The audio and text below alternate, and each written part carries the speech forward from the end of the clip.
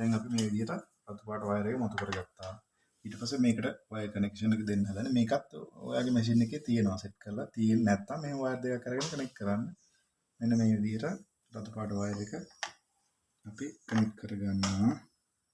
එක පැත්තකට. මේකෙත් හොඳට සෙලෝ ටේප් ගහන්න. ඊට පස්සේ මේ පැත්තත් අරගෙන අපි මේ විදිහට දැන් දෙපැත්තට කනෙක්ෂන් එක දෙනවා. එතකොට මෙහෙන් කරන්ට් එක දුන්නට මෙතනින් මේ වයර් දෙක එකට යාවුනොත් විතරයි පවර් පැක් එකට කරන්ට් එක යන්නේ.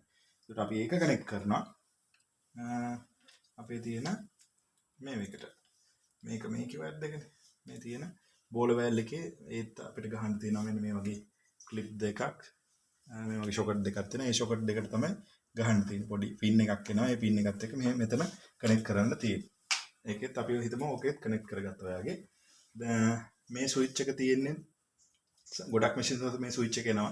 මේකට කියන්නේ ලෝ ප්‍රෙෂර් ස්විච් එක කියලා. ඒ කියන්නේ ආපහු මෙතනදී මේ විදිහටම වතුර මේ කරන්ට් ලයින් එක කඩලා ඉවරලා මෙන්න මෙයාට දෙනවා. මෙයාට දුන්නාම කරන්නේ මෙයා තමයි වතුර පාර ඇතිද, ඒ කියන්නේ ටැංකියෙන් එන වතුර ප්‍රෙෂර් එක ඇතිද නැද්ද කියලා තීරණය කරනවා. මේක නැතත් ප්‍රශ්නයක් නැහැ. ඒකට කනෙක්ෂන් එකක් නොදුන්නත් ඒකත් කියන්න ඕනේ. එතකොට දැන් කම්ප්ලීට්. දැන් ඔයා මෙහෙම කරන්ට් එක දුන්නොත් එහෙම පවර් පැක් එකකින් කරන්ට් එක පවර් පැක් එක ළඟට යනවා. ගියාට පස්සේ ටැංකිය පිරලාද නැද්ද කියලා තීරණය කරන්නේ මේ බෝල වෑල් එක. නැත්නම් ප්ලෝටර් ස්විච් එක.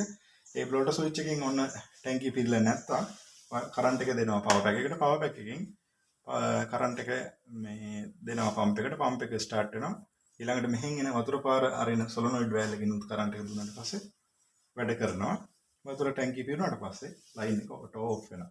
ඔච්චරයි තියෙන. හරි සරලයි. ඔයාලට කරන්න පුළුවන්.